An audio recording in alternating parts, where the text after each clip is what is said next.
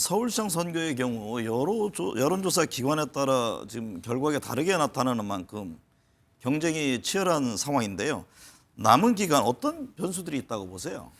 예, 우선 한 세 가지로 정리하고 싶은데요.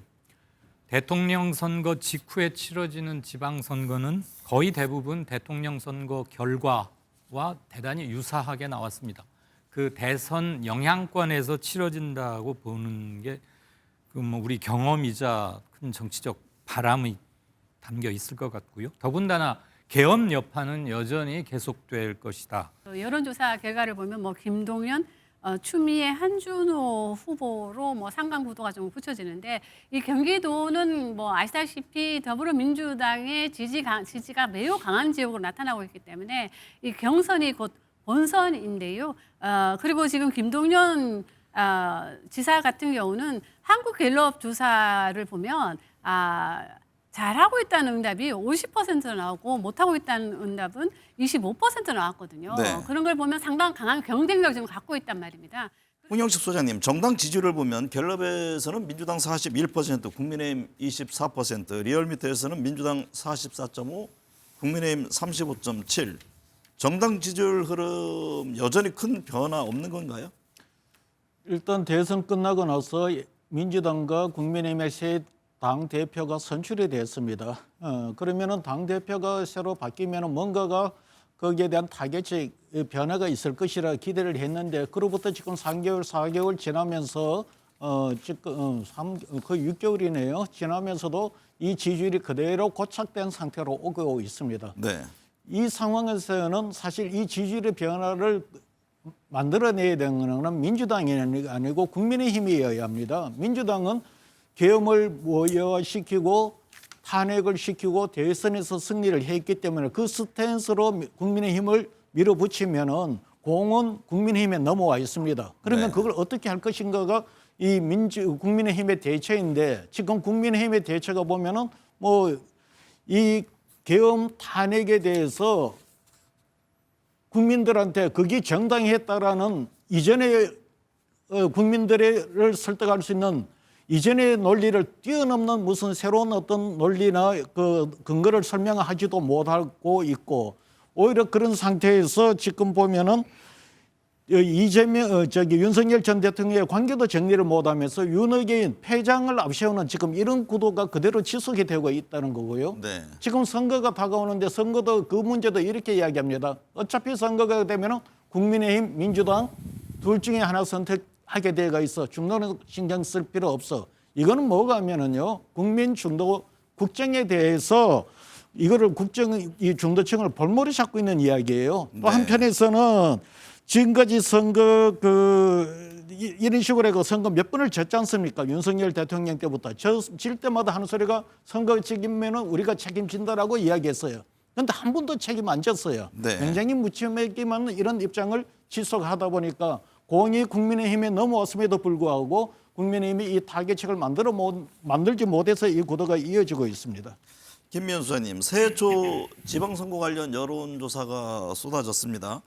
김 수장이 보기에 이번 6.3 지방선거 핵심 변수는 뭐라고 보세요? 어떤 지역을 눈여겨보시고 당락을 결정지을 요소는 어떤 걸 꼽으시는데요? 저는 중도층의 표심이겠죠. 근데 지금은 이제 대통령 국정 지지율 조사를 보면 중도층은 상당히 이제 대통령에 대해서 지금 긍정적으로 좀 평가하고 있는데요. 네. 이것이 그대로 6월 지방선거 표심에도 영향을 줄 것인가는 아직 기간이 남아 있으니까 그건 좀 두고 봐야 됐고요. 그러니까 저는 핵심 변수는 역시 경제라고 보여지고요. 이 경제 중에서도 이 국민들이 정말 체감할 수 있는 이 지표가 아니고 이 주가지수가 4천, 5천 갔다는 게 아니고 국민들이 체감하는 장바구니 물가 이런 것에서 국민들이 얼마나 체감하냐에 따라서 저는 이 선거 결과가 이루어질 것으로 보여지고요.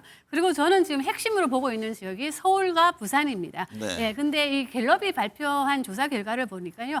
이 시도지사 직무 수행 평가를 한 거 보니까 잘하고 있다는 응답은 42 그리고 못하고 있다는 응답은 39%였는데요. 그럼에도 불구하고 서울과 부산은 전체 평균보다 못 미치는 서울 같은 경우, 부산 같은 경우는 38 그리고 서울 같은 경우도 38%를 받았거든요. 잘하고 있다는 그 그래서 지표 잘하고 있다는 말씀하시는 지표가 거죠? 38로서 전체 평균보다 좀 못 미치는 결과를 나오고 있기 때문에 저는 이 서울은 당연히 이 오세훈 시장에 대한 어떤 평가가 그동안 이제 이 시정 운영에 대한 평가가 이루어질 것으로 보여지고, 부산 같은 경우는 지금 전재수 의원이 지금 검찰 수사를 받고 있음에도 불구하고 어떤 여론조사에서는 앞서는 결과도 지금 나왔단 말이에요. 네. 그런 거를 감안해 봤을 때 부산 표심은 상당히 요동치고 있고, 그리고 부산 민심은 어떻게 하면 이 해수부 이전을 끝까지 마무리시킬 수 있는 사람이 누군가 적임자이라면 그 어떤 사람이 되더라도 찍을 결심이 좀 돼 있는 게 아닌가 싶어서 저는 이 서울과 부산 지역을 가장 눈여겨보고 있습니다. 배 수장님, 리서치 조사에 따르면 내년 지방선거 지지도에서 민주당에 투표할 거란 여론이 41.6, 국민의힘에 투표할 거란 여론이 25.6%를 기록했습니다. 지금 앞서 살펴봤습니다만 민주당이 지지율도 앞서고 있는데, 그렇다면 이 같은 흐름이 지방선거까지 이어지게 됩니까? 여야 각각 별다른 변화가 없다면 이어질 지속될 가능성이 상당히 있다라는 겁니다. 민주당에 투표하겠다 41.6, 국민의힘에 투표하겠다 25.6. 국민의힘이 빠르게 이제 쫓아가야 되는 것인데, 선거는 구도입니다. 선거의 3요소는 구도인데, 이것은 민주당, 정부 여당은 청산, 그리고 국민의힘에서 이야기할 수 있는 구도는 과잉이다. 그다음에 이슈로 보면은 집값, 그다음에 물가, 취업입니다. 일자리입니다. 후보로만 놓고 보면 출마하는 민주당 후보들에게 후광 효과를 보태줄 수 있는 대통령의 높은 지지율이고요.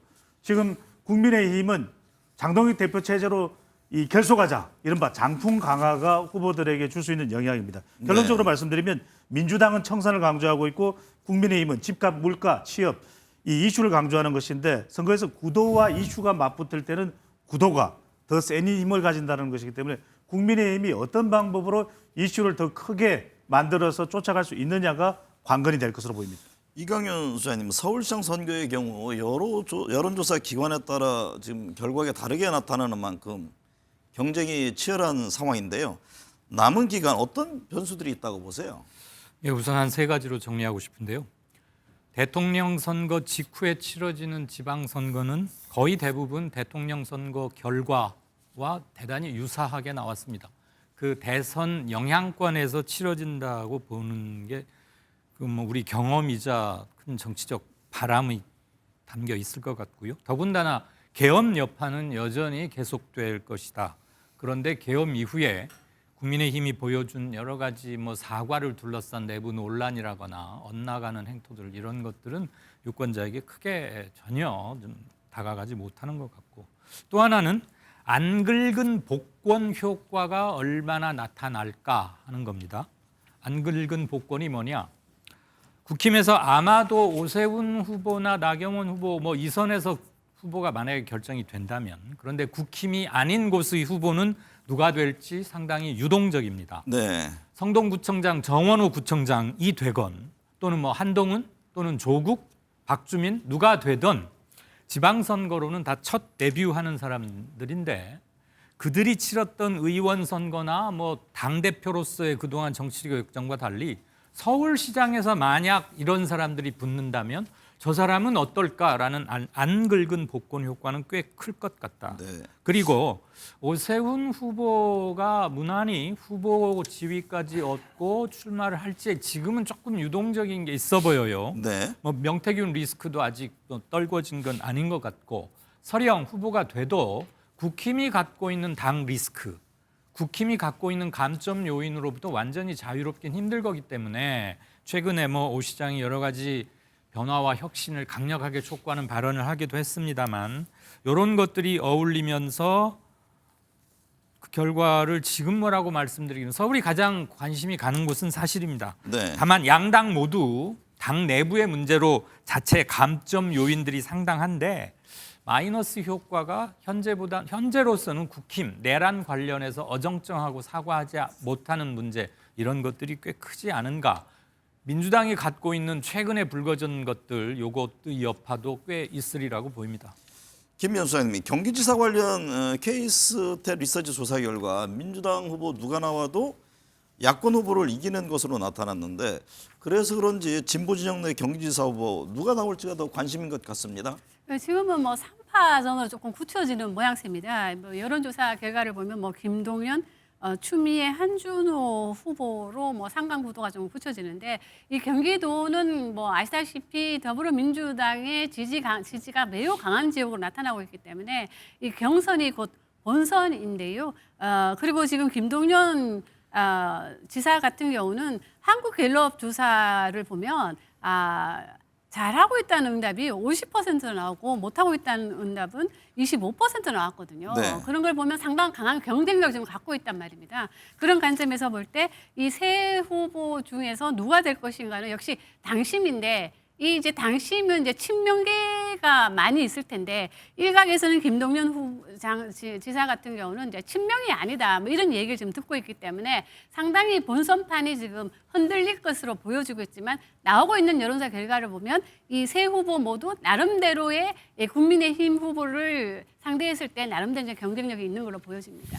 배 주장님, 차기 부산시장 네. 여론조사에서는 통일교 금품 수수 의혹을 받고 있는 전재수 전 장관 지지율이 박형준 부산시장 지지율보다 높은 걸로 나타났습니다. 이 점은 어떻게 해석을 해야 합니까? 그러니까요. 그래서 지금 부산에서는 재수 그만큼 전재수 의원의 인지 호감도가 높다 보니까 재수 미련 그러니까 전재수 의원에 대해서 미련을 가지는 그런 여론이 이 조사 결과에도 나타났다고 볼 수 있는데 특검 수사 등으로 인해서 실제 출마 여부는 또 불투명하거든요. 하지만 대안이 부재하다. 또 그런데 이제 총량법칙으로 보면 이 부산 지역은 PK 지역 부산 지역은 보수 상당히 또 이 결집도가 높고 또 텃밭으로 또 인식이 되고 있는 지역이고 득표도 실제로 여론조사와는 달리 50% 이상 되거나 당선자는 50% 육박해야 된다는 것이고 전재수 의원을 놓고 보면은 통일교 걸림돌이고 국민의힘으로 봐서는 박형준 현지시장의 파괴력이 제한적이라는 것. 그렇다고 해서 김도읍 정책위 의장을 밀어넣자니 김도읍 정책위 의장도 파괴력이 별로 없다라는 점. 이 부분이 부산 여론을 상당히 요동치게 하는 것으로 보입니다. 네.